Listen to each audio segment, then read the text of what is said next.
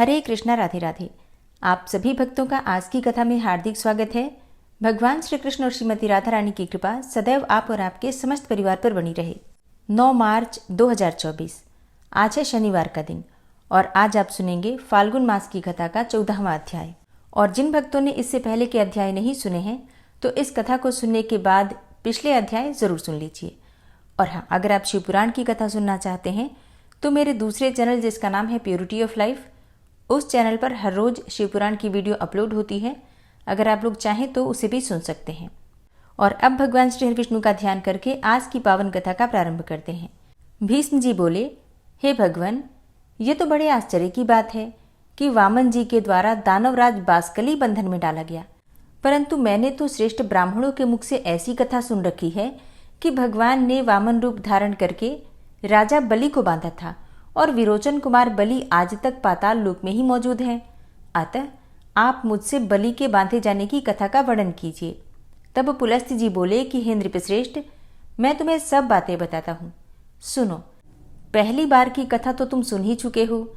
दूसरी बार वर्तमान वैवस्वत मनवंतर में भी भगवान श्री विष्णु ने त्रिलोकी को अपने चरणों से नापा था। उस समय उन देवाधिदेव ने अकेले ही यज्ञ में जाकर राजा बलि को बांधा और भूमि को नापा था। उस अवसर पर भगवान का पुनः वामन का अवतार हुआ था तथा उन्होंने पुनः त्रिविक्रम रूप धारण किया था और वे पहले वामन होकर फिर अवामन अर्थात विराट हो गए थे। भीष्म जी ने पूछा कि हे ब्रह्मन, किस कर्म के परित्याग से मनुष्य प्रेत योनि में जाता है तथा किस कर्म के द्वारा वह उससे छुटकारा पाता है, यह भी मुझे बताने की कृपा कीजिए। तब पुलस्त्य जी बोले कि हे राजन, मैं तुम्हें ये सब बातें विस्तार से बताता हूँ। सुनो, जिस कर्म से जीव प्रेत होता है तथा जिस कर्म के द्वारा देवताओं के लिए भी दुस्तर और नरक में पड़ा हुआ प्राणी भी उससे मुक्त हो जाता है, उसका वर्णन करता हूँ। प्रेत योनि में पड़े हुए मनुष्य सत्पुरुषों के साथ वार्तालाप तथा पुण्य तीर्थों का बारंबार कीर्तन करने से उससे छुटकारा पा जाते हैं। भीष्म, सुना जाता है कि प्राचीन काल में कठिन नियमों का पालन करने वाले एक ब्राह्मण थे जो पृथु नाम से सर्वत्र विख्यात थे। वे सदा संतुष्ट रहा करते थे। उन्हें योग का ज्ञान था। वे प्रतिदिन स्वाध्याय, होम, जप और यज्ञ में संलग्न रहकर समय व्यतीत करते थे। उन्हें परमात्मा के तत्व का बोध था। वे शम अर्थात मनोनिग्रह, दम अर्थात इंद्रिय संयम और क्षमा से युक्त रहते थे। उनका चित्त अहिंसा धर्म में स्थित था। वे सदा ही अपने कर्तव्य का ज्ञान रखा करते थे और ब्रह्मचर्य, तपस्या, पितृकार्य अर्थात श्राद्ध तर्पण और वैदिक कर्मों में उनकी प्रवृत्ति रहती थी। वे परलोक का भय मानते थे और सत्य भाषण में रत रहते थे। सबसे मीठा वचन बोलते और अतिथियों के सत्कार में मन लगाते थे। सुख दुख आदि संपूर्ण द्वंद्वों का परित्याग करने के लिए सदा ही योगाभ्यास में भी तत्पर रहते थे। अपने कर्तव्य के पालन और स्वाध्याय में लगे रहना उनका नित्य का नियम था। इस प्रकार संसार को जीतने की इच्छा से वे सदा ही शुभ कर्म का अनुष्ठान किया करते थे। ब्राह्मण देवता को वन में निवास करते हुए अनेकों वर्ष व्यतीत हो गए। एक बार उनका ऐसा विचार हुआ कि मैं तीर्थ यात्रा करूं, तीर्थों के पावन जल से अपने शरीर को पवित्र बनाऊं। ऐसा सोचकर उन्होंने सूर्योदय के समय शुद्ध चित्त से पुष्कर तीर्थ में स्नान किया और गायत्री का जप तथा नमस्कार करके यात्रा के लिए चल पड़े। अब जाते जाते एक जंगल के बीच में कंटका किरण भूमि में जहां न पानी था न वृक्ष, उन्होंने अपने सामने 5 पुरुषों को खड़े देखा जो देखने में बड़े ही भयंकर थे। उन विकट आकार तथा पापपूर्ण दृष्टि वाले अत्यंत घोर प्रेतों को देखकर उनके हृदय में कुछ भय का संचार हो आया। फिर भी वे निश्चल भाव से खड़े रहे। यद्यपि उनका चित्त भय से उद्विग्न हो रहा था, तथापि उन्होंने धैर्य धारण करके मधुर शब्दों में पूछा, विकराल मुख वाले प्राणियों, तुम लोग कौन हो? किसके द्वारा कौन सा ऐसा कर्म बन गया है जिससे कि तुम्हें इस विकृत रूप की प्राप्ति हुई है? प्रेतों ने कहा, हम भूख और प्यास से पीड़ित होकर सर्वदा महान दुख से घिरे रहते हैं। हमारा ज्ञान और विवेक नष्ट हो गया है। हम सभी अचेत हो रहे हैं। हमें इतना भी ज्ञान नहीं है कि कौन दिशा किस ओर है। दिशाओं के बीच की अवान्तर दिशाओं को भी नहीं पहचानते। आकाश, पृथ्वी, तथा स्वर्ग का भी हमें ज्ञान नहीं है। यह तो दुख की बात हुई। सुख इतना ही है कि सूर्योदय देखकर हमें प्रभात सा प्रतीत हो रहा है। हम में से एक का नाम पर्युषित है, दूसरे का नाम शुचिमुख है, तीसरे का नाम शीघ्रग, चौथे का रोधक और पांचवें का लेखक है। ब्राह्मण ने पूछा, तुम्हारे नाम कैसे पड़ गए? क्या कारण है जिससे कि तुम लोगों को ये नाम प्राप्त हुए? प्रेतों में से एक ने कहा, मैं सदा स्वादिष्ट भोजन किया करता था और ब्राह्मणों को पर्युषित अर्थात बासी अन्न देता था। इसी हेतु को लेकर मेरा नाम पर्युषित पड़ा। मेरे इस साथी ने अन्न आदि के अभिलाषी बहुत से ब्राह्मणों की हिंसा की है, इसलिए इसका नाम सूचिमुख पड़ा है। यह तीसरा प्रेत भूखे ब्राह्मण के याचना करने पर भी उसे कुछ देने के भय से शीघ्रतापूर्वक वहां से चला गया था, इसलिए इसका नाम शीघ्रग हो गया था। ये चौथा प्रेत ब्राह्मणों को देने के भय से उद्विग्न होकर सदा अपने घर पर ही स्वादिष्ट भोजन किया करता था, इसलिए इसे रोधक कहा गया। तथा हम लोगों में सबसे बड़ा पापी जो ये पांचवा प्रेत है, यह याचना करने पर भी चुपचाप खड़ा रहता था। यह धरती कुरेदने लगता था, इसलिए इसका नाम लेखक पड़ गया। लेखक बड़ी कठिनाई से चलता है, रोधक को सिर नीचे करके चलना पड़ता है। शीघ्रग पंगु हो गया है, सूची हिंसा करने वाले का सुई के समान मुंह हो गया है, तथा मुझ अर्थात पर्युषित की गर्दन लंबी और पेट बड़ा हो गया है। अपने पाप के प्रभाव से मेरा अंडकोश भी बढ़ गया है, तथा दोनों होंठ भी लंबे होने के कारण लटक गए हैं। यही हमारे प्रेत योनियों में आने का वृतांत है, जो सब मैंने तुम्हें बता दिया। यदि तुम्हारी इच्छा हो तो कुछ और भी पूछो, पूछने पर उस बात को भी बताएंगे। ब्राह्मण बोले, इस पृथ्वी पर जितने भी जीव रहते हैं उन सब की स्थिति आहार पर ही निर्भर करती है, अतः मैं तुम लोगों का भी आहार जानना चाहता हूँ। प्रेत बोले, हे विप्रवर, हमारे आहार की बात सुनिए। हम लोगों का आहार तो सभी प्राणियों के लिए निंदित है, उसे सुनकर आप भी बारंबार निंदा ही करेंगे। बलगम, देश पखाना और स्त्री के शरीर का मैल, इन्हीं से हमारा भोजन चलता है। जिन घरों में पवित्रता नहीं है वहां प्रेत भोजन करते हैं। जो घर स्त्रियों के द्वारा दग्ध और छिन्न भिन्न हैं, जिनके सामान इधर उधर बिखरे पड़े रहते हैं, तथा मलमूत्र के द्वारा जो घृणित अवस्था को पहुंच चुके हैं, उन्हीं घरों में प्रेत भोजन करते हैं।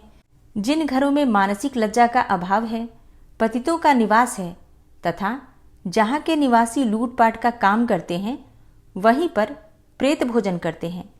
जहाँ बलि वैश्व देव तथा वेद मंत्रों का उच्चारण नहीं होता, होम और व्रत नहीं होते, वहाँ प्रेत भोजन करते हैं। जहाँ गुरुजनों का आदर नहीं होता, जिन घरों में स्त्रियों का प्रभुत्व रहता है, जहाँ क्रोध और लोभ ने अधिकार जमा लिया है, वहीं प्रेत भोजन करते हैं। हे तात, मुझे अपने भोजन का परिचय देते हुए लज्जा हो रही है, अतः इससे अधिक मैं कुछ नहीं कह सकता। हे तपोधन, तुम नियमों का दृढ़तापूर्वक पालन करने वाले हो, इसलिए प्रेत योनि से दुखी होकर हम तुमसे पूछ रहे हैं। बताओ, कौन सा कर्म करने से जीव प्रेत योनि में नहीं पड़ता? ब्राह्मण ने कहा कि जो मनुष्य 1 रात्रि का, 3 रात्रि का तथा कृच्छ चांद्रायण आदि व्रतों का अनुष्ठान करता है, वह कभी भी प्रेत योनि में नहीं पड़ता। और जो प्रतिदिन 3, 5 या 1 अग्नि का सेवन करता है तथा जिसके हृदय में संपूर्ण प्राणियों के प्रति दया भरी हुई है, ऐसा मनुष्य भी कभी प्रेत नहीं होता। जो मान और अपमान में, स्वर्ण और मिट्टी के ढेले में तथा शत्रु और मित्रों में समान भाव रखता है, वह भी प्रेत नहीं होता। देवता, अतिथि, गुरु तथा पिता की पूजा में प्रवृत्त रहने वाला मनुष्य कभी भी प्रेत योनि में नहीं पड़ता।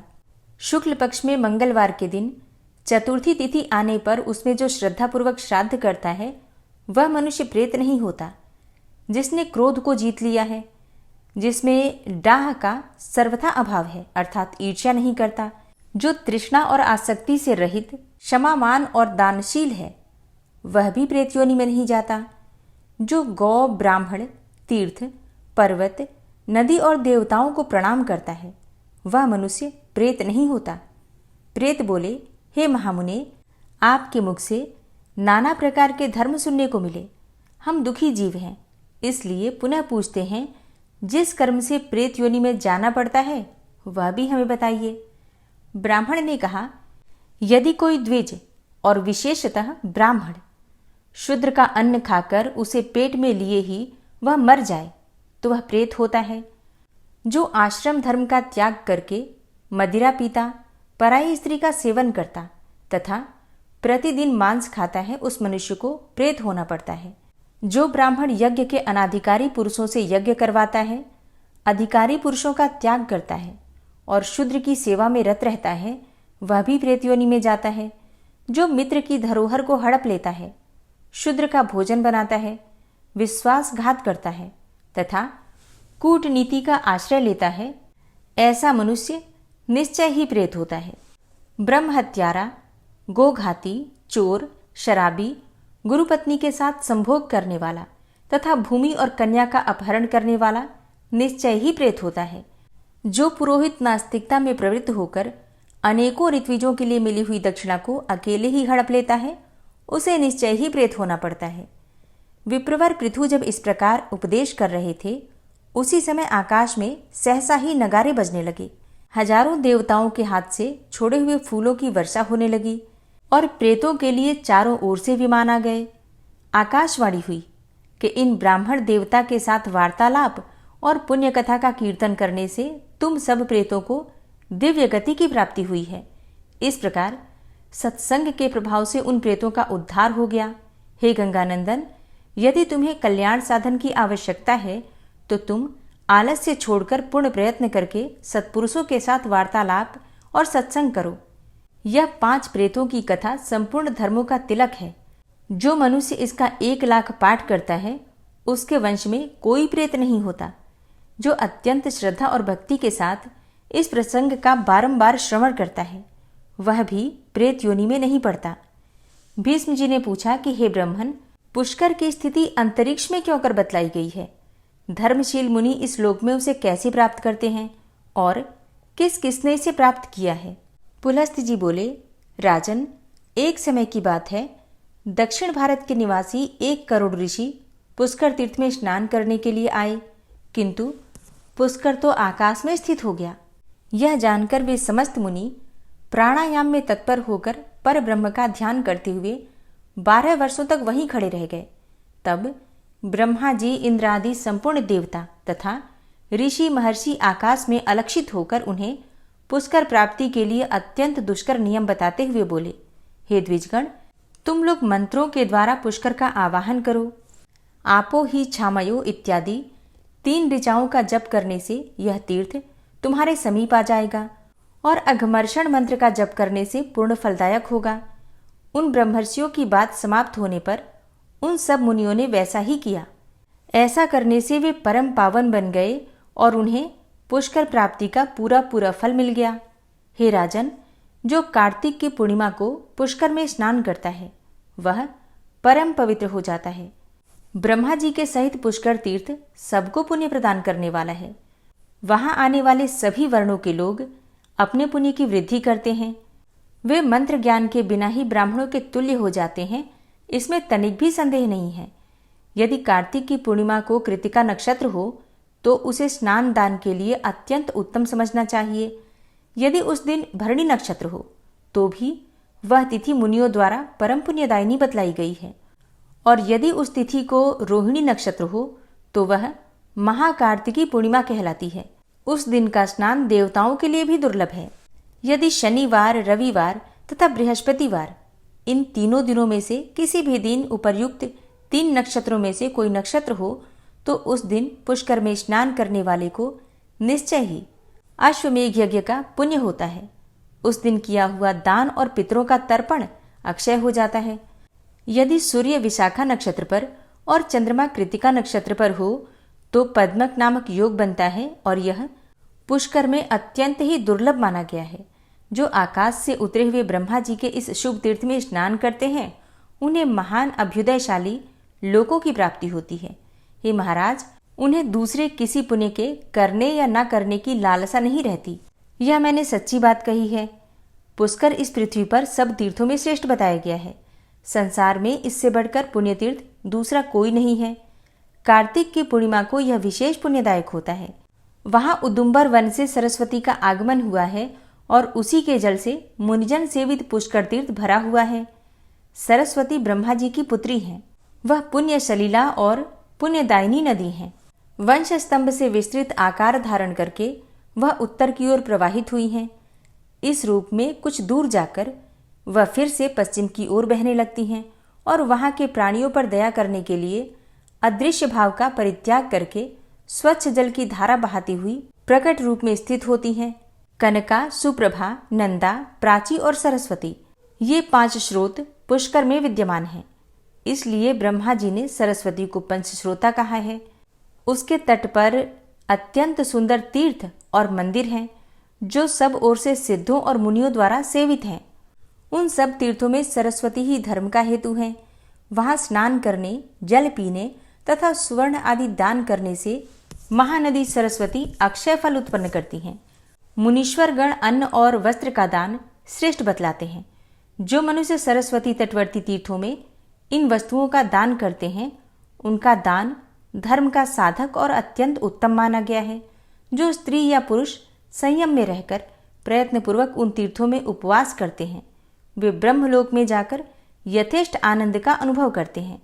जो स्थावर या फिर जंगम प्राणी प्रारब्ध कर्म का क्षय हो जाने पर सरस्वती के तट पर मृत्यु को प्राप्त होते हैं, वे सब हठात यज्ञ के संपूर्ण श्रेष्ठ फल प्राप्त करते हैं। जिनका चित्त जन्म और मृत्यु आदि के दुख से पीड़ित है, उन सभी मनुष्यों के लिए सरस्वती नदी धर्म को उत्पन्न करने वाली अरणी के समान है। अतः मनुष्यों को प्रयत्नपूर्वक उत्तम फल प्रदान करने वाली महानदी सरस्वती का सब प्रकार से सेवन करना चाहिए। जो सरस्वती के पवित्र जल का नित्य पान करते हैं, वे मनुष्य नहीं, इस पृथ्वी पर रहने वाले देवता हैं। द्विज लोग यह दान एवं तपस्या से जिस फल को प्राप्त करते हैं, वह यहाँ स्नान करने मात्र से शूद्रों को भी सुलभ हो जाता है। महापातकी मनुष्य भी पुष्कर तीर्थ के दर्शन मात्र से पाप रहित हो जाते हैं और शरीर छूटने पर स्वर्ग को जाते हैं। पुष्कर में उपवास करने से पौंडरीक यज्ञ का फल मिलता है। जो यहाँ अपनी शक्ति के अनुसार प्रतिमास भक्तिपूर्वक ब्राह्मण को तिल का दान करता है, वह बैकुंठ धाम को प्राप्त होता है।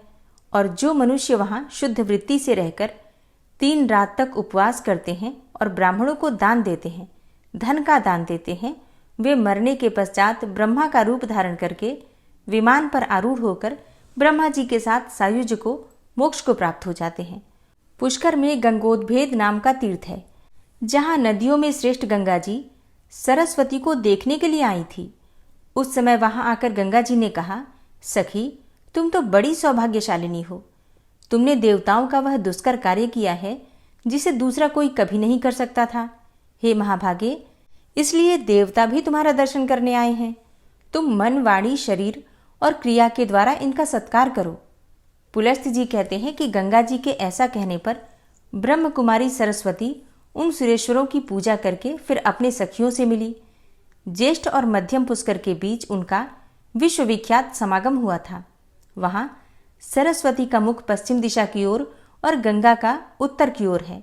तदनंतर पुष्कर में आए हुए समस्त देवता सरस्वती के दुष्कर कर्म का महत्व समझकर उनकी स्तुति करने लगे। देवता बोले कि हे देवी, तुम ही धृति, तुम ही मति, तुम ही लक्ष्मी, तुम ही विद्या और तुम ही परम गति हो। श्रद्धा, परानिष्ठा, बुद्धि, मेधा, धृति और क्षमा भी तुम ही हो। तुम ही सिद्धि हो, तुम ही स्वाहा हो और स्वधा हो, तथा तुम ही परम पवित्र मत अर्थात सिद्धांत हो। संध्या, रात्रि, प्रभा, भूति, मेधा, श्रद्धा, सरस्वती, यज्ञ विद्या, महाविद्या, गुह्य विद्या, सुंदर आन्वीक्षिकी अर्थात तर्क विद्या, त्रयी विद्या, वेद त्रयी और दंड नीति, ये सब तुम्हारे ही नाम हैं। समुद्र को जाने वाली श्रेष्ठ नदी, तुमको नमस्कार है। पुण्य सलीला सरस्वती, तुम्हें नमस्कार है। पापों से छुटकारा दिलाने वाली देवी, तुम्हें नमस्कार है। हे वरांगने, तुम्हें नमस्कार है। देवताओं ने जब इस प्रकार से उस दिव्य देवी का स्तवन किया, तब वह पूर्वाभिमुख होकर स्थित हुई और ब्रह्मा जी के कथनानुसार वही प्राची सरस्वती हैं। संपूर्ण देवताओं से युक्त होने के कारण देवी सरस्वती सब तीर्थों में प्रधान है। वहां सुधावट नाम का एक पितामह संबंधी तीर्थ है, जिसके दर्शन मात्र से महापातकी पुरुष भी शुद्ध हो जाते हैं और ब्रह्मा जी के समीप रहकर दिव्य भोगों को भोगते हैं। जो नरश्रेष्ठ वहां उपवास करते हैं वे मृत्यु के पश्चात हंसयुक्त विमान पर आरूढ़ होकर निर्भयतापूर्वक शिवलोक को जाते हैं, और जो लोग वहां शुद्ध अंतःकरण वाले ब्रह्मज्ञानी महात्माओं को थोड़ा भी दान करते हैं, उनका वह दान उन्हें 100 जन्मों तक फल देता रहता है। जो मनुष्य वहां टूटे फूटे तीर्थों का जीर्णोद्धार करते हैं वे ब्रह्मलोक में जाकर सुखी एवं आनंदित होते हैं। जो मनुष्य वहां ब्रह्मा जी की भक्ति के पारायण होकर पूजा जप और होम करते हैं उन्हें वह सब कुछ अनंत पुण्यफल प्रदान करता है। उस तीर्थ में दीपदान करने से ज्ञान नेत्र की प्राप्ति होती है। मनुष्य अतीन्द्रिय पद में स्थित होता है और धूपदान से उसे ब्रह्मधाम की प्राप्ति होती है। अधिक क्या कहा जाए। प्राची सरस्वती और गंगा के संगम में जो कुछ भी दान दिया जाए वह जीते जी तथा मरने के बाद भी अक्षय फल प्रदान करने वाला होता है। वहां स्नान जप और होम करने से अनंत फल की सिद्धि होती है। भगवान श्री रामचंद्र जी ने भी उस तीर्थ में जाकर मार्कंडे जी के कथनानुसार अपने पिता दशरथ जी के लिए पिंड दान किया था और श्राद्ध किया था। वहां एक चौकोर बावली है जहां पर पिंड दान करने वाले मनुष्य हंसयुक्त विमान से स्वर्ग को जाते हैं। यज्ञ वेत्ताओं में श्रेष्ठ ब्रह्मा जी ने उस तीर्थ के ऊपर उत्तम दक्षिणाओं से युक्त पितृमेघ यज्ञ अर्थात श्राद्ध किया था। उसमें उन्होंने वसुओं को पितर, रुद्रों को पितामह और आदित्यों को प्रपितामह नियत किया था। फिर उन तीनों को बुलाकर कहा, आप लोग यहाँ सदा विराजमान रहकर पिंडदान आदि ग्रहण किया करें। यहाँ जो पितृकार्य किया जाता है उसका अक्षय फल होता है। पितर और पितामह संतुष्ट होकर उन्हें उत्तम जीविका की प्राप्ति के लिए आशीर्वाद देते हैं। वहां तर्पण करने से पितरों की तृप्ति होती है और पिंडदान करने से उन्हें स्वर्ग मिलता है। इसलिए सब कुछ छोड़कर प्राची सरस्वती तीर्थ में तुम पिंडदान करो। प्रत्येक पुत्र को उचित है कि वह वहां जाकर अपने समस्त पितरों को यत्नपूर्वक तृप्त करे। वहां प्राचीनेश्वर भगवान का स्थान है। उसके सामने आदि तीर्थ प्रतिष्ठित है जो दर्शन मात्र से मोक्ष प्रदान करने वाला है। वहां के जल का स्पर्श करने से मनुष्य जन्म मृत्यु के बंधन से छुटकारा पा जाता है। उसमें स्नान करने से वह ब्रह्मा जी का अनुचर होता है। जो मनुष्य आदि तीर्थ में स्नान करके एकाग्रता पूर्वक थोड़े से भी अन्न का दान करता है वह स्वर्गलोक को प्राप्त हो जाता है। और जो विद्वान वहां स्नान करके ब्रह्मा जी के भक्तों को सुवर्ण और खिचड़ी दान करता है वह स्वर्गलोक में सुखी एवं आनंदित होता है। जहां प्राची सरस्वती विद्यमान है वहां मनुष्य दूसरे साधन की खोज क्यों करते हैं। प्राची सरस्वती में स्नान करने से जिस फल की प्राप्ति होती है उसी के लिए तो जप तप आदि साधन किए जाते हैं। जो भगवती प्राची सरस्वती का पवित्र जल पीते हैं उन्हें मनुष्य नहीं देवता समझना चाहिए, यह मार्कंडे मुनि का कथन है। सरस्वती नदी के तट पर पहुंचकर स्नान करने का कोई नियम नहीं है। भोजन के बाद अथवा भोजन के पहले, दिन में अथवा रात्रि में भी स्नान किया जा सकता है। यह तीर्थ अन्य सब तीर्थों की अपेक्षा प्राचीन और श्रेष्ठ माना गया है। वह प्राणियों के पापों का नाशक और पुण्यजनक बतलाया गया है। जय श्री हरि। आज की कथा का यहीं पर समापन करती हूँ और इसके आगे का वृतांत आप कल की कथा में सुनेंगे। उम्मीद करती हूँ ये सभी वृतांत आपको जरूर पसंद आते होंगे और आपके ज्ञान में वृद्धि भी करते होंगे। तो अगर वीडियो अच्छी लगती है आपको तो वीडियो को लाइक तो किया ही कीजिए, इसके साथ ही वीडियो को ज़्यादा से ज़्यादा शेयर किया कीजिए। और हाँ, कमेंट बॉक्स में राधे राधे लिखना बिल्कुल मत भूलिए। और अब आप सुनेंगे श्री नारायण कवच, जिसके सुनने मात्र से भगवान श्री हरि विष्णु की असीम कृपा आपको प्राप्त होगी। श्री नारायण कवच। भगवान श्री हरि गरुड़ जी की पीठ पर अपने चरण कमल रखे हुए हैं। अणिमा आदि 8 सिद्धियां उनकी सेवा कर रही हैं और 8 हाथों में शंख चक्र ढाल तलवार गदा बाण धनुष और पाश अर्थात फंदा धारण किए हुए हैं। वे ही ओंकार स्वरूप प्रभु सब प्रकार से सब ओर से मेरी रक्षा करें। मत्स्य मूर्ति भगवान जल के भीतर जल तंतुओं से और वरुण के पास से मेरी रक्षा करें। माया से ब्रह्मचारी रूप धारण करने वाले वामन भगवान स्थल पर और विश्वरूप श्री त्रिविक्रम भगवान आकाश में मेरी रक्षा करें। जिनके घोर अट्टहास करने पर सब दिशाएं गूंज उठी थी और दैत्य पत्नियों के गर्भ गिर गए थे, वे दैत्ययुद्धपतियों के शत्रु भगवान नृसिंह किले, जंगल, रणभूमि आदि विकट स्थानों में मेरी रक्षा करें। अपनी दाढ़ों पर पृथ्वी को उठा लेने वाले यज्ञ मूर्ति वाराह भगवान मार्ग में, परशुराम जी पर्वतों के शिखरों पर और लक्ष्मण जी के सहित भरत के बड़े भाई भगवान रामचंद्र प्रवास के समय मेरी रक्षा करें। भगवान नारायण मारण, मोहन आदि भयंकर अभिचारों और सब प्रकार के प्रमादों से मेरी रक्षा करें। ऋषि श्रेष्ठ नर गर्व से, योगेश्वर भगवान दत्तात्रेय योग के विघ्नों से और त्रिगुणाधिपति भगवान कपिल कर्म बंधन से मेरी रक्षा करें। परम ऋषि सनत कुमार कामदेव से, हयग्रीव भगवान मार्ग में चलते समय देव मूर्तियों को नमस्कार आदि न करने के अपराध से और देवर्षि नारद सेवा अपराधों से और भगवान कच्छप सब प्रकार के नरकों से मेरी रक्षा करें। भगवान धन्वंतरी कुपथ्य से, जितेंद्र भगवान ऋषभदेव सुख दुख आदि भयदायक द्वंद्वों से, यज्ञ भगवान लोकापवाद से और बलराम जी मनुष्यकृत कष्टों से और श्री शेष जी क्रोधवश नामक सर्पों के गणों से मेरी रक्षा करें। भगवान श्री कृष्ण द्वैपायन व्यास जी अज्ञान से तथा बुद्धदेव पाखंडियों से और प्रमाद से मेरी रक्षा करें। धर्म रक्षा करने वाले महान अवतार धारण करने वाले भगवान कल्कि पाप बहुल कलिकाल के दोषों से मेरी रक्षा करें। प्रातःकाल भगवान केशव अपनी गदा लेकर, कुछ दिन चढ़ जाने पर भगवान गोविंद अपनी बांसुरी लेकर और दोपहर के पहले भगवान नारायण अपनी तीक्ष्ण शक्ति लेकर और दोपहर को भगवान विष्णु चक्रराज सुदर्शन लेकर मेरी रक्षा करें। तीसरे पहर में भगवान मधुसूदन अपना प्रचंड धनुष लेकर मेरी रक्षा करें और सायंकाल में ब्रह्मा आदि त्रिमूर्तिधारी माधव, सूर्यास्त के बाद ऋषिकेश, अर्धरात्रि के पूर्व तथा अर्धरात्रि के समय अकेले भगवान पद्मनाभ मेरी रक्षा करें। रात्रि के पिछले प्रहर में श्रीवत्स लांछन श्रीहरि, उषा काल में खड्गधारी भगवान जनार्दन और सूर्योदय से पूर्व श्री दामोदर और संपूर्ण संध्याओं में काल मूर्ति भगवान विश्वेश्वर मेरी रक्षा करें। हे सुदर्शन, आपका आकार चक्र रथ के पहिए की तरह है। आपके किनारे का भाग प्रलयकालीन अग्नि के समान अत्यंत तीव्र है। आप भगवान की प्रेरणा से सबोर घूमते रहते हैं। जैसे आग वायु की सहायता से सूखे घास फूस जला डालती है, वैसे ही आप हमारी शत्रु सेना को शीघ्र से जला दीजिए। हे कौमुद की गदा, आपसे छूटने वाली चिंगारियों का स्पर्श वज्र के समान असह्य है। आप भगवान अजित की प्रिया हैं और मैं उनका सेवक हूँ। इसलिए आप कुष्मांड, विनायक, यक्ष, राक्षस, भूत और प्रेत आदि ग्रहों को अभी कुचल डालिए तथा मेरे शत्रुओं को चूर चूर कर दीजिए। हे शंखश्रेष्ठ, आप भगवान श्री कृष्ण के फूंकने से भयंकर शब्द करके मेरे शत्रुओं का दिल दहला दीजिए एवं यातुधान, प्रमथ, प्रेत, मातृका, पिशाच तथा ब्रह्म राक्षस आदि भयावने प्राणियों को यहाँ से तुरंत भगा दीजिए। भगवान की श्रेष्ठ तलवार, आपकी धार बहुत तीक्ष्ण है। आप भगवान की प्रेरणा से मेरे शत्रुओं को छिन्न भिन्न कर दीजिए। भगवान की प्यारी ढाल, आप में सैकड़ों चंद्राकार मंडल है। आप पाप दृष्टि, पापात्मा शत्रुओं की आंखें बंद कर दीजिए और उन्हें सदा के लिए अंधा बना दीजिए।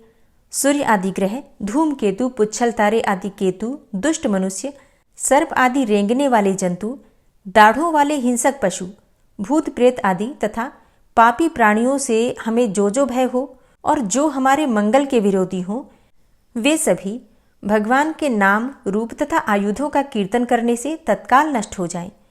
बृहद, रथंतर आदि सामवेदीय स्तोत्रों से जिनकी स्तुति की जाती है, वे वेद मूर्ति भगवान गरुड़ और विश्वक्सेन जी अपने नामोच्चारण के प्रभाव से हमें सब प्रकार की विपत्तियों से बचाएं।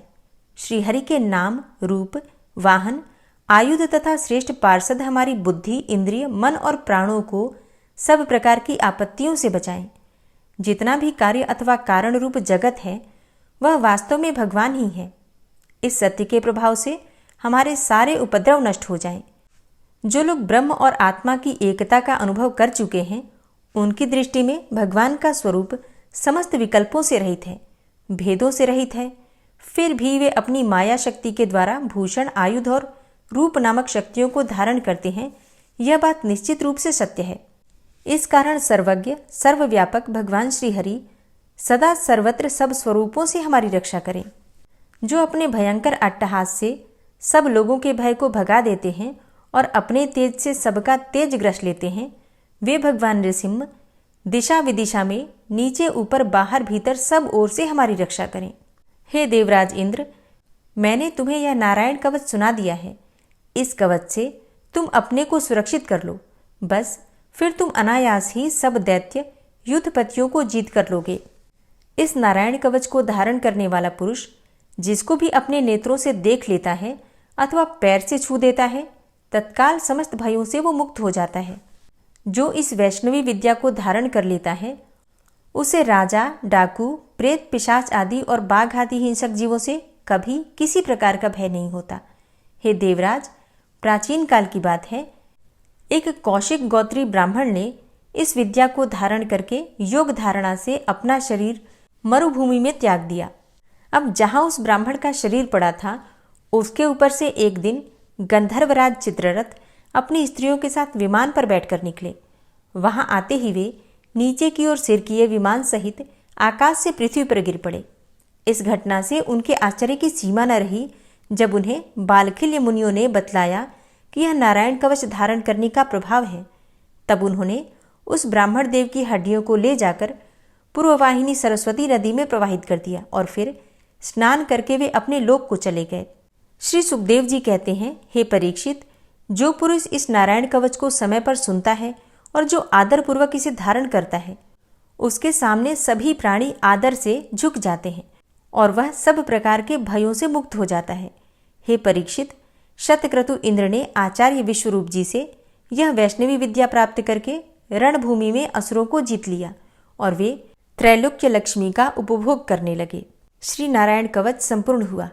ओम विश्वं विष्णुर्वषट्कारो भूतभव्य भवत्प्रभु भूतकृत भूतभृत भावो भूतात्मा भूतवाहन भूतात्मा परमात्मा च मुक्तानां परमागति अव्ययः पुरुषः साक्षी क्षेत्रज्ञो अक्षर एव च योगो योग विदां नेता प्रधान पुरुषेश्वरः नारसिंह वपुः श्रीमान् केशवः पुरुषोत्तम सर्वः शर्वः शिवस्थाणुर्भूतादिर्निधिर्व्ययः संभवो भावनो भर्ता प्रभवः प्रभुरीश्वरः स्वयंभू शंभुरादित्यः पुष्कराक्षो महास्वनः अनादिनिधनो धाता विधाता धातुरुत्तमः अप्रमेयो ऋषिकेश पद्मनाभो अमरप्रभु विश्वकर्मा मनुस्त्वष्टा स्थविष्ठः स्थविरो ध्रुवः अग्राह्यः शाश्वतः कृष्णो लोहिताक्षः प्रतर्दनः प्रभूतस्त्रिककुब्धाम पवित्रं मङ्गलं परम् ईशानः प्राणदः प्राणो ज्येष्ठः श्रेष्ठः प्रजापति हिरण्यगर्भो भूगर्भो माधवो मधुसूदनः ईश्वरो विक्रमी धन्वी मेधावी विक्रमः क्रमः अनुत्तमो दुराधर्षः कृतज्ञः कृतिरात्मवान् सुरेशः शरणं शर्म विश्वरेताः प्रजाभवः अह संवत्सरो व्यालः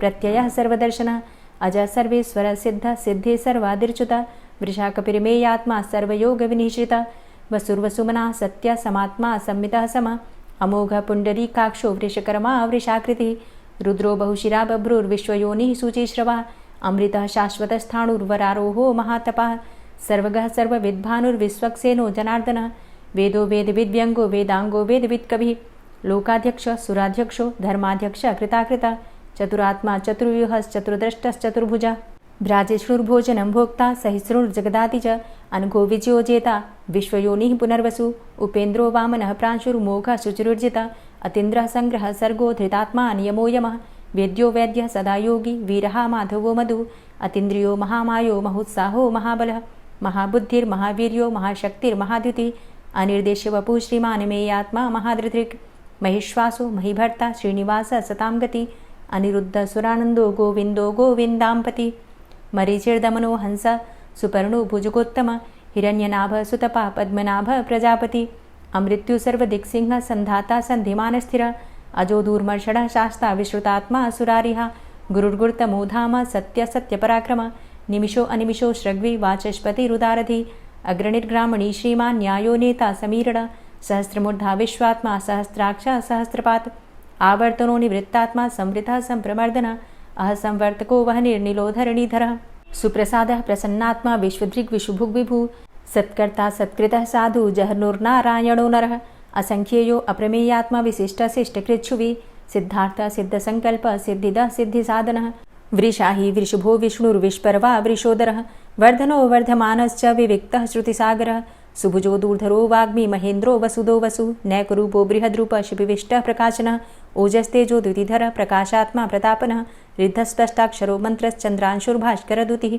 अमृतांशुद्भवो भानु शशबिन्दुः सुरेश्वरः औषधं जगतः सेतु सत्यधर्मपराक्रमः भूतभव्य भवन्नाथ पवनः पावनो नलः कामः कामकृत्कान्तः कामः कामप्रदः प्रभु युगादिकृद्युगावर्तो नैकमायो महाशनः अदृश्यो अव्यक्तरूपश्च सहस्रजितनन्तजित् इष्टो अविशिष्ट शिष्टेष्ट शिखण्डी नहुसो वृष क्रोधः क्रोधकृत्कर्ता विश्वबाहुर्महीधरः अच्युतः प्रतितः प्राणः प्राणदो वासवानुजः अपां निधिर्धिष्ठानं प्रमत्तः प्रतिष्ठितः स्कन्दः स्कन्दधरो धूर्यो वरदो वायुवाहनः वासुदेवो बृहद्भानुरादिदेवः पुरन्दरः अशोकस्तारणस्तारः शूरः सौरिर्जनेश्वरः अनुकूलः शतावर्त पद्मी पद्मनिभेक्षणः पद्मनाभो अरविन्दाक्ष पद्मगर्भ शरीरभृत् महर्धिरिद्धो वृद्धात्मा महाक्षो गरुडाध्वजः अतुलः शरभो भीमो समयज्ञो हविर्हरि सर्वलक्षणलक्षण्यो लक्ष्मीवान् समितिञ्जयः वीक्षरो रोहितो मार्गो हेतुर्दामोदरः सः महीधरो महाभागो वेगवान् मिताशनः उद्भवः क्षोभणो देवः श्रीगर्भः परमेश्वरः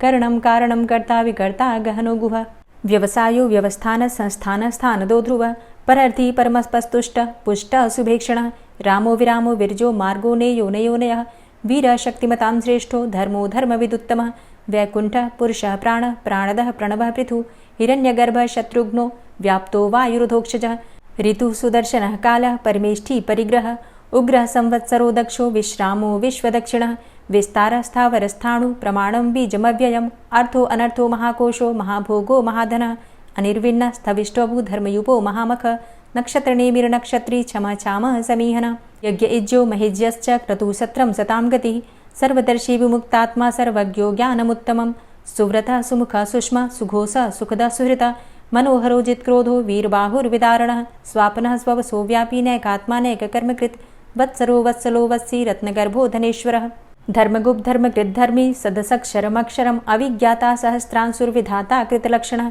गभस्तिनेमिः सत्त्वस्थः सिंहो भूतमहेश्वरः आदिदेवो महादेवो देवेशो देवभृद्गुरुः उत्तरो गोपतिर्गोप्ता ज्ञानगम्यः पुरातनः शरीरभूतभृद्भोक्ता कपीन्द्रो भूरि दक्षिणः सोमभो अमृतपः सोमः पुरुजित् पुरुषोत्तमः विनयोजयः सत्यसन्धो दाशाः सात्वतां पतिः जीवो विनयिता साक्षी मुकुन्दो अमितविक्रमः अम्भो निद्रणन्तात्मा महोदधीशयोऽन्तकः अजोमहारः स्वाभाव्यो जितामित्रः प्रमोदनः आनन्दो नन्दनो नन्दः सत्यधर्मा त्रिविक्रमः महर्षि कपिलाचार्यः कृतज्ञो मेदिनीपतिः त्रिपदस्त्रिदशाध्यक्षो महाशृङ्गः कृतान्तकृत् महावराहो गोविन्दः सुखेणः कनकाङ्गदी गुह्यो गभीरो गहनो गुप्तश्चक्रगदाधरः वेधा स्वाङ्गो अजितः कृष्णो दृढः सङ्कर्षणोच्युतः वरुणो वारुणो वृक्षः पुष्कराक्षो महामनाः भगवान् भगानन्दी वनमाली हलायुधः आदित्यो ज्योतिरादित्यः सहिष्णुर्गतिसत्तमः सुधन्वाखण्ड परशुर्दारुणो द्रविडप्रदः दिविस्त्रिक्सर्वदृग्व्यासो वाचस्पतिर्योनिजः त्रिसामासामगः साम निर्वाणं भेषजं भिषक्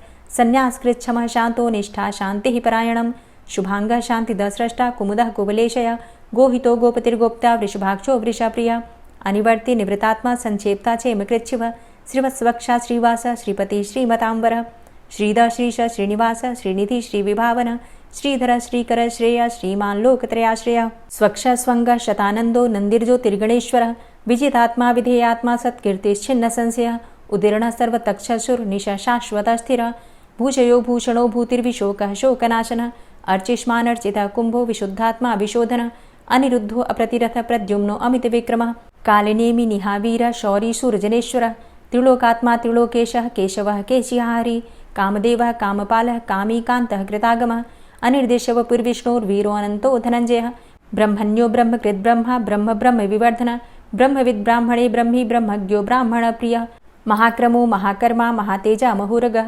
महाक्रतुर्महायज्वा महायज्ञो महाहवि स्तव्यः स्तव प्रियः स्तोत्रं स्तुतिस्तोतारणप्रियः पूर्णः पुरैता पुण्यः पुण्यकीर्तिर्नामयः मनोजवस्तीर्थकरो वसुरेता वसुप्रदः वसुप्रदो वासुदेव वसुर्वसुमनाहवि सद्गतिः सत्कीर्तिः सत्ता सद्भूतिः सत्परायणः शूरसेनो यदुश्रेष्ठः सन्निवासः सुयामुनः भूतावासो वासुदेवः सर्वासु निलयोऽनलः दर्पः दर्पदो दृप्तो दूर्धरोऽथा पराजितः विश्वमूर्तिर्महामूर्तिर्दीप्तमूर्तिर्मूर्तिमान् अनेकमूर्तिरव्यक्तः शतमूर्तिः शताननः एको नैकः सवः किं यत्तत्पदमनुत्तमं लोकबन्धुर्लोकनाथो माधवो भक्तवत्सलः सुवर्णवर्णो हेमाङ्गो वराङ्गश्चन्दनाङ्गदी वीरः विषमः शून्यो घृताशीर चलश्चलः अमानीमानदो मान्यो लोकस्वामी त्रिलोकधृक् सुमेधा मेधजो धन्यः सत्यमेधा धराधरः तेजो वृषः द्वितिधरः सर्वशस्त्रभृताम्बरः प्रग्रहो निग्रहो व्यग्रो नैकशृङ्गो गदाग्रजः चतुर्मूर्तिश्चतुर्बाहुश्चतुर्व्यूहश्चतुर्गति चतुरात्मा चतुर्भावश्चतुर्वेदविदेकपात् समावर्तो अनिवृतात्मा दुर्जयो दुरतिक्रम दुर्लभो दुर्गमो दुर्गो दुरावासो दुरारिहा शुभांगो लोकसारंगः सुतन्तुस्तन्तुवर्धन इंद्रकर्मा महाकर्मा कृतकर्मा कृतागमः उद्भवः सुन्दरः सुन्दो रत्ननाभः सुलोचनः अर्को वाजसनः शृङ्गी जयन्तः सर्वविजयी सुवर्णबिन्दुरक्षोभ्य सर्वभागीश्वरेश्वरः महाह्रदो महागर्तो महाभूतो महानिधि कुमुदः कुन्दरः कुन्दः पर्जन्यः पावनो नीलः अमृताशो अमृतवपुः सर्वज्ञः सर्वतोमुखः सुलभः सुव्रतः सिद्धः शत्रुजित् शत्रुतापनः न्यग्रोधो दुम्बरो अस्वस्थश्चाणुरान्ध्रनिषूदनः सहस्रार्चिः सप्तजिह्वः सप्तैधा सप्तवाहनः अमूर्तिरणघो अचिन्त्यो भयकृद्भयनाशनः अणुर्बृहत्कृशस्थूलो गुणभृन्निर्गुणो महान् अधृतः स्वधृतः स्वास्य प्राग्वंशो वंशवर्धनः भारभृतिकथितो योगी योगी स सर्वकामदः आश्रमश्रमणः क्षामः सुपर्णो वायुवाहनः धनुर्धरोर्धनुर्वेदो दण्डोदमयितादमः अपराजितः सर्वसहो नियन्ता नियमो यमः सत्त्ववान् सात्विकः सत्यः सत्यधर्मपरायणः अभिप्रायः प्रियार्होर्हः प्रियकृत्प्रीतिवर्धनः विहाय सगतिर्ज्योतिः सुरुचिर्हुद्भुग्विभुः रविर्विलोचनः सूर्यः सविता रविलोचनः अनन्तो हुद्भुग्भोक्ता सुखदो नैकजोग्रजः अनिर्विण्णः सदामर्षि लोकाधिष्ठानमद्भुतः सनात सनातन्तमः कपिलः कपिरप्ययः स्वस्तिदः स्वस्तिकृत् स्वस्ति स्वस्तिभुक् स्वस्ति दक्षिणः रौद्रः कुण्डली चक्रे विक्रमयुर्जित शासनः शब्दातिगः शब्दशः शिशिरः शर्वरीकरः अक्रूरः पेशलो दक्षो दक्षिणः क्षमिणाम्बरः विद्वतमो वितभय पुण्यश्रवणकीर्तनः उत्तारणो दुष्कृतिः पुण्यो दुःस्वप्ननाशनः वीरः रक्षणः सन्तो जीवनः पर्यवस्थितः अनन्तरूपो अनन्तसृर्जितमन्युर्भयापः चतुरश्रो गभीरात्मा विदिशो व्यादिशो दिश अनादिर्भूर्भुवो लक्ष्मीः सुवीरो रुचिराङ्गदः जननो जन्मादिर्भीमो भीमपराक्रमः आधारनीलयोधाता पुष्पहासः प्रजागरः ऊर्ध्वगः सत्पथाचारः प्राणदः प्रणवपणः प्रमाणं प्राणनीलयः प्राणभृत् प्राणजीवनः तत्त्वं तत्त्वविदेकात्मा जन्म मृत्यु जरातिगः भूर्भुवः स्वस्तरुस्तारः सविता प्रपितामहः यज्ञो यज्ञपतिर्यज्वा यज्ञाङ्गो यज्ञवाहनः यज्ञभृद्यज्ञकृद्यज्ञ यज्ञभुग्यज्ञसाधनः यज्ञान्तिकृद्यज्ञ गुह्यमन्यमन्नादेव च आत्मयोनिः स्वयं जातो वैखानः सामगायनः देवकीनन्दनः स्रष्टा क्षितिसः पापनाशनः शङ्खभृन्नन्दकीचक्री शारङ्गधन्वा गदाधरः रथाङ्गपाणिरक्षोभ्य सर्वप्रहरणायुध ओं नमः इति। श्री राधा कृपा कटाक्ष स्तोत्र।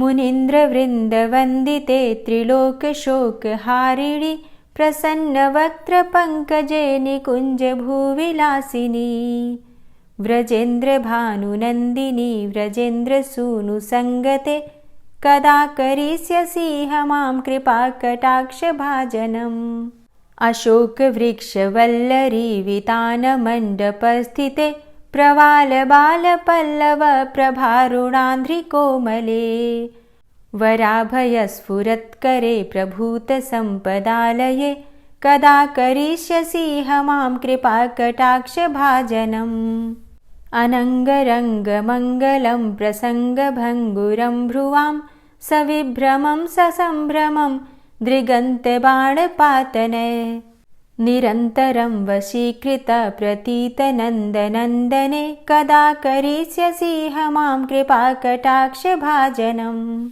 तडित्सुवर्णचम्पकप्रदीप्तगौरविग्रहे मुखप्रभापरास्तकोटिसारदेन्दुमण्डले विचित्रचित्रसञ्चरच्चकोरशावलोचने कदा करिष्यसि मां कृपाकटाक्षभाजनम् मदोन्मदादियौवने प्रमोदमानमण्डिते प्रियानुरागरञ्जिते कलाविलासपण्डिते अनन्यधन्यकुञ्जराज्यकामकेलिकोविदे कदा करिष्यसि मां कृपाकटाक्षभाजनम् अशेषहावभावधीरहीरहारभूषिते प्रभूतशातकुम्भकुम्भकुम्भिकुम्भसुस्तनि प्रशस्तमन्दहास्यचूर्णपूर्णसौख्यसागरे कदा करिष्यसि मां कृपाकटाक्षभाजनम् मृणालवालवल्लरी लताग्रलास्यलोलनीललोचनावलोकने ललल्लुलन्मिलन्मनोज्ञमुग्धमोहिनाश्रिते कदा करिष्यसि मां कृपाकटाक्षभाजनम् सुवर्णमल्लिकाञ्चितत्रिरेखकम्बुकण्ठगे त्रिसूत्रमङ्गलीगुणत्रिरत्नदीप्तिदीधिते सलोलनीलकुन्तलप्रसूनगुच्छगुम्फिते कदा करिष्यसि मां कृपाकटाक्षभाजनम् नितम्बबिम्बलम्बमानपुष्पमेखलागुणे प्रशस्तरत्नकिङ्किणीकलापमध्यमञ्जुले करीन्द्रशुण्डदण्डिकावरोहशोभगोरुके कदा करिष्यसि मां कृपाकटाक्षभाजनम् अनेकमन्त्रनादमञ्जुनूपुरारवस्खलत् समाजराजहंसवंश निक्वडाति गौरवे विलोलहेमवल्लरी विडम्बिचारुचङ्क्रमे कदा करिष्यसि मां कृपाकटाक्षभाजनम् अनन्तकोटिविष्णुलोकनम्रपद्मजार्चिते हिमाद्रिजापुलोमजा विरिञ्चिजावरप्रदे अपारसिद्धिरिद्धिदिग्धसत्पदाङ्गुलीनखे कदा करिष्यसि मां कृपाकटाक्षभाजनम् मखेश्वरी क्रियेश्वरी स्वधेश्वरी सुरेश्वरी त्रिवेदभारतीश्वरी प्रमाणशासनेश्वरी रमेश्वरी क्षमेश्वरी प्रमोदकाननेश्वरी व्रजेश्वरी व्रजाधिपे श्रीराधिके नमोऽस्तुते इतीममद्भुतं स्तवं निशम्य भानुनन्दिनी करोतु सन्ततं जनं कृपाकटाक्षभाजनम् भवेत्तदैव सञ्चितत्रिरूपकर्मनाशनं लभेत्तदा ब्रजेन्द्रसूनुमण्डलप्रवेशनम् जय जय श्री राधे, जय जय श्री राधे। और अब आप सुनेंगे श्री तुलसी चालीसा। श्री तुलसी महारानी करु विनय सिरनाय, जो मम हो संकट विकट दीजे मात नशाय। नमो नमो तुलसी महारानी, महिमा अमित न जाए बखानी। दियो विष्णु तुमको सन्माना, जग में छायो सुयस महाना। विष्णु प्रिया जय जयति भवानी, तिहु लोक की हो सुख खानी। भगवत पूजा करे जो कोई, बिना तुम्हारे सफल न होई। जिन घर तव नहीं होय निवासा, उस घर कर ही विष्णु नहीं बासा। करें सदा जो तव नित सुमिरन, तेहि के काज होय सब पूरन। कार्तिक मास महात्म तुम्हारा, ताको जानत सब संसारा। तव पूजन जो करे कुंवारी, पावे सुंदर वर सुकुमारी। करे जो पूजा नित प्रति नारी, सुख संपत्ति से होय सुखारी। वृद्धा नारी करे जो पूजन, मिले भक्ति होवे पुलकित मन। श्रद्धा से पूजे जो कोई, भवनिधि से तर जावे सोई। कथा भागवत यज्ञ करावे, तुम बिन नहीं सफलता पावे। छायो तब प्रताप जग भारी, ध्यावत तुम्हि सकल चित धारी। तुम्ही मात यंत्रन तंत्रन में, सकल काज सिद्धि होवे क्षण में। औषधि रूप आप हो माता, सब जग में तव यश विख्याता।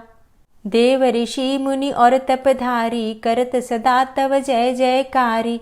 वेद पुराणन तव यश गाया, महिमा अगम पार नहीं पाया।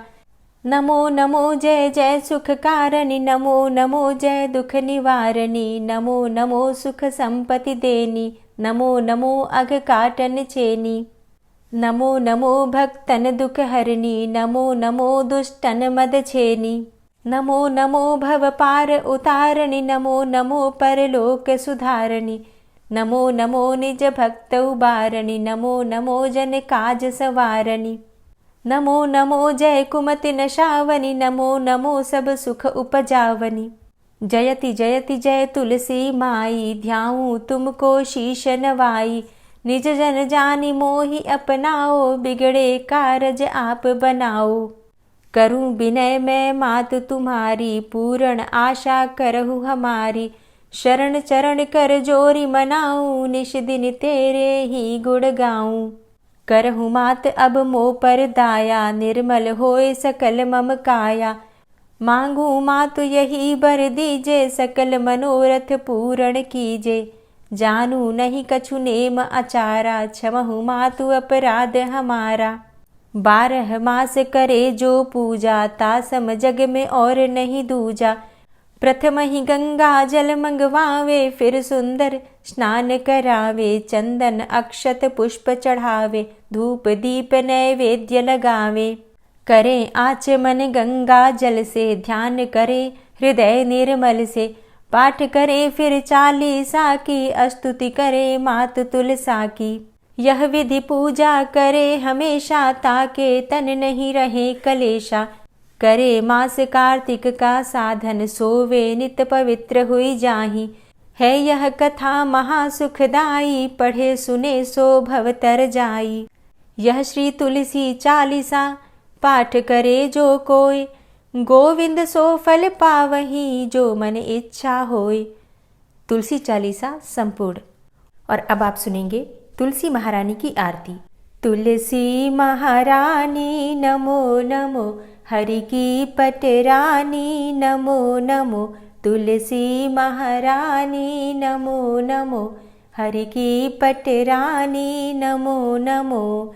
धन्य तुलसी पूर्ण तप कीनो, धन्य तुलसी पूर्ण तप कीनो। शालिग्राम की बनी पटरानी नमो नमो। तुलसी महारानी नमो नमो, हरि की पटरानी नमो नमो। जाके पत्र मंजरी कोमल, जाके पत्र मंजरी कोमल। श्रीपति कमल चरण लपटानी नमो नमो, हरि की पटरानी नमो नमो। तुलसी महारानी नमो नमो। धूप दीप नैवेद्य आरती, धूप दीप नैवेद्य आरती। पुष्पन की वर्षा बरसानी नमो नमो, हरि की पटरानी नमो नमो। तुलसा महारानी नमो नमो। 56 भोग 36 व्यंजन, 56 भोग 36 व्यंजन। बिन तुलसा हरि एक न मानी नमो नमो। तुलसी महारानी नमो नमो, हरि की पटरानी नमो नमो। सभी सखी मैया तेरो यश गावे, सभी सखी मैया तेरो यश गावे। भक्ति दान दीजे महारानी नमो नमो। तुलसा महारानी नमो नमो, हरि की पटरानी नमो नमो। नमो नमो तुलसा महारानी, नमो नमो तुलसी महारानी। तुलसी महारानी नमो नमो, हरि की पटरानी नमो नमो। तुलसी महारानी नमो नमो, हरि की पटरानी नमो नमो। प्रेम से बोलिए तुलसी मैया की जय।